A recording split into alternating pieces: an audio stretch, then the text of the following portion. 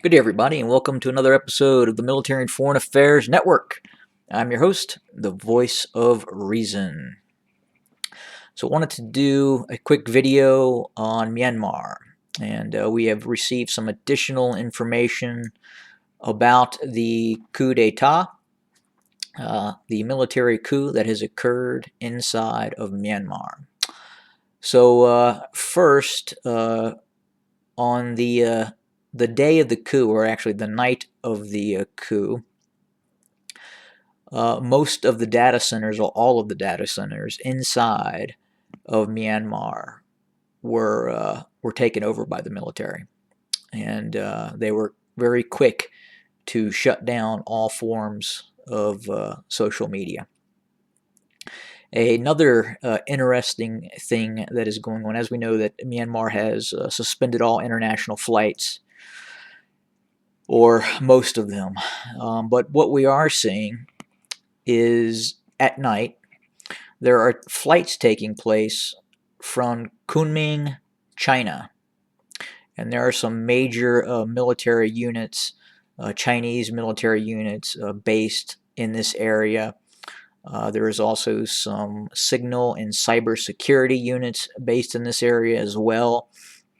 But again, between 3 and 5 flights per night are going from Kunming, China to locales inside of Myanmar. And the interesting thing about this is that the transponders on the aircraft have been deactivated. The official word from China is that it is seafood exports. Seems a little odd that planes would be turning off their transponders and flying in at night to Myanmar right after the coup. So what could this be? Again, the thought process is that these are possibly weapons, and Myanmar is stocking up on weapons. The other thought process is that these are actually Chinese troops, clandestine movements of Chinese troops into Myanmar. And I would have to agree. I would believe that these are actual Chinese military units that are going to assist Myanmar going forward, as there are tough times ahead, as opposed to weapons. I believe Myanmar has plenty of weaponry stored up in that country, and at least enough to put down any sort of internal rebellion. But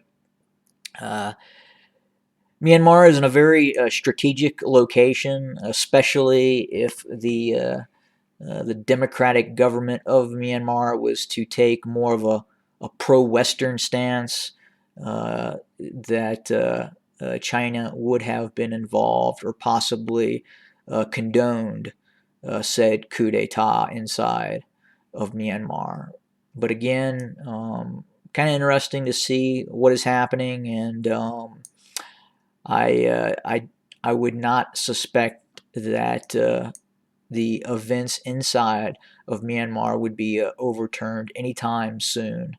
And it looks like China and the People's Liberation Army, the intelligence agencies of China, are in fact cementing the coup that in fact occurred.